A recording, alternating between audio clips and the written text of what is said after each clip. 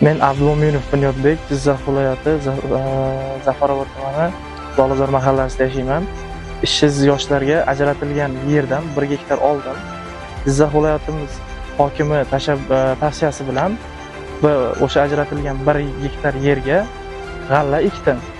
Hop, g'alladan hozirda 20 million so'm daromad ko'rdim. G'allani joyidan esa somonidan 8 million so'm daromad ko'rdim.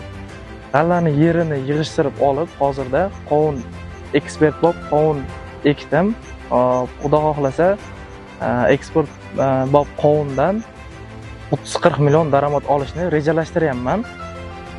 Hop, tez fursatlarda qovunni ham yig'ishtirib olib, 3-mavsum 90 bosti ekinni ham ekib daromad olish niyatim bor. Shunda 1 yil davomida 3 marta ekin ekkan bo'laman. Shunday sharoitlar yaratib bergani uchun barcha yoshlar nomidan yurtboshimizga kattakon rahmat.